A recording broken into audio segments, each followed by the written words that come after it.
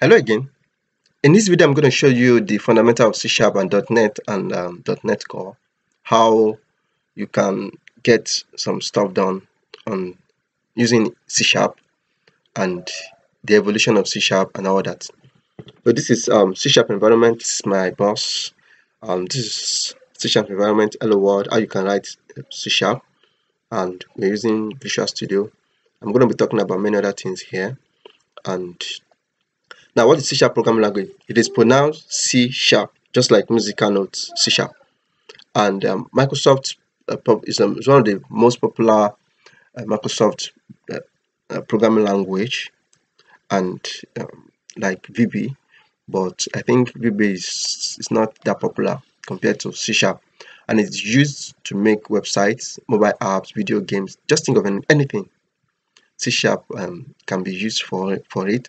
So one juicy thing about C Sharp is that uh, you don't necessarily need to learn many things at a go. All you need to do is just to learn one and to run on many devices. Knowing C Sharp will open a great deal of doors for you, because in US alone there are over 5,000 applications, job openings. Is it 5,000 or 50,000 job openings for .NET and developer?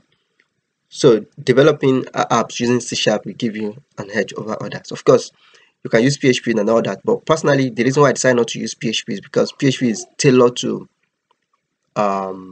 web only. Basically, it's just script. It's a scripting language, unlike C Sharp that can be used for many um, things like game application. Like if you want to develop a very robust game, like PES, Pro Evolution Soccer, and all that.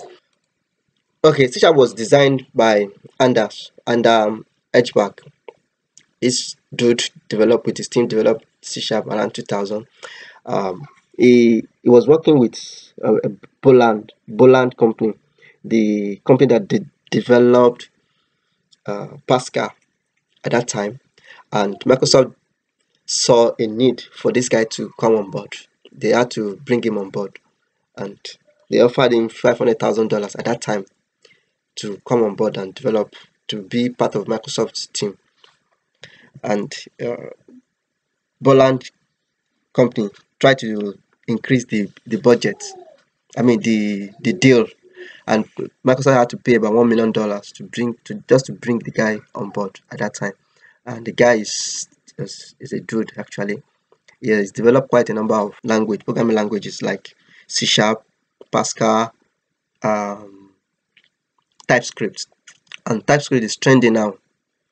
The guy is trending TypeScript. They had to offer him a share on Microsoft's company and all that. I was planning to develop my own compiler as well, because I read computer science and engineering in the university, so I understand the principle behind it. But it's just a fruitless effort anyway. So rather than developing your own, that will only add to my profile and my CV, and not to make money. Okay, so based on Tileb.com,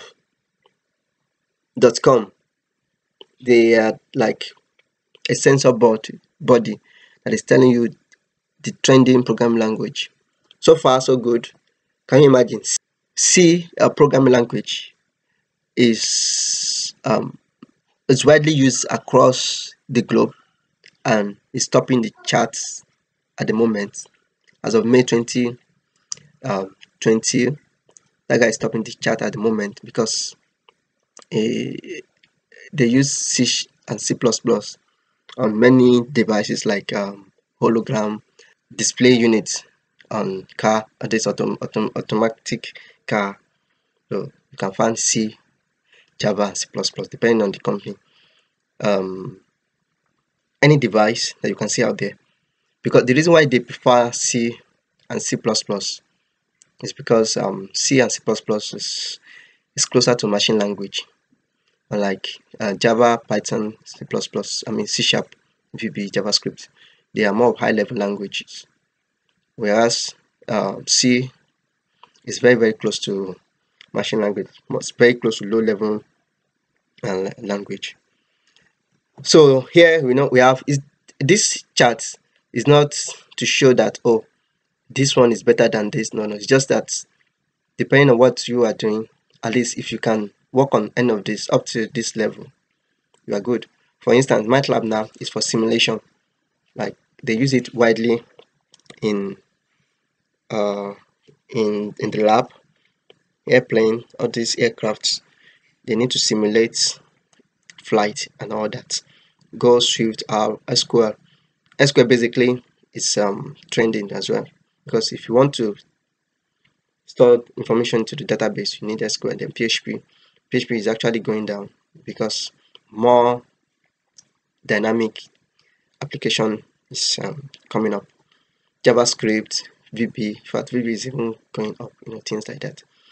Okay, so the next thing is types of applications C# can develop. You can develop a Windows client application, Windows services, web application, web services, and web API, native iOS and Android mobile apps, backend, virtually everything, video games, Azure, interoperability software such as Microsoft Office. You can develop artificial intelligence instead of using Python.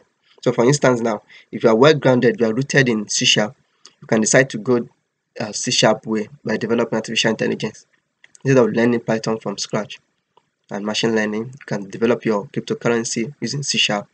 Internet of Things, that is devices, like I mentioned the other time, like our phone, they use C on our phone so that we'll be able to process all those information, things like that. Then gaming console and gaming system. Quickly, let's talk about .NET and .NET Core before we go full into programming. So basically, .NET Core is a free and open source managed by Microsoft, developed by Microsoft.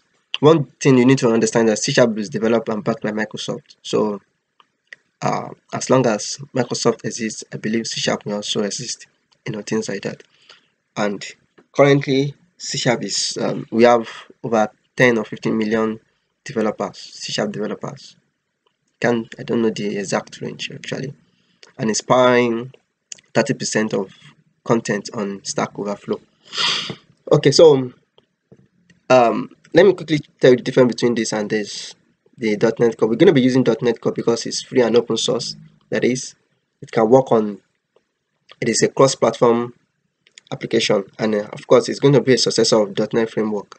Now, the .NET Framework, pronounced .NET, can only run primarily on Windows operating system.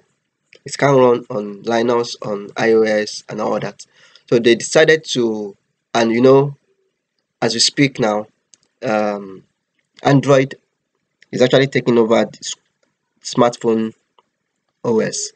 So Microsoft needed to change the concept by making sure that people on the platform, on Microsoft's platform environment, should be able to write code on every other language, on every other operating system. Because if you make it rigid, what if you eventually lose the market? That means everything will go down the rail. So it is very, very essential for them to create a cross-platform framework. Hence, .NET Core was born. That's different actually. So with .NET Core, you don't necessarily have to go and learn or host your website on Windows platform only. You can actually host your website anywhere, be it Linux or Mac and all that.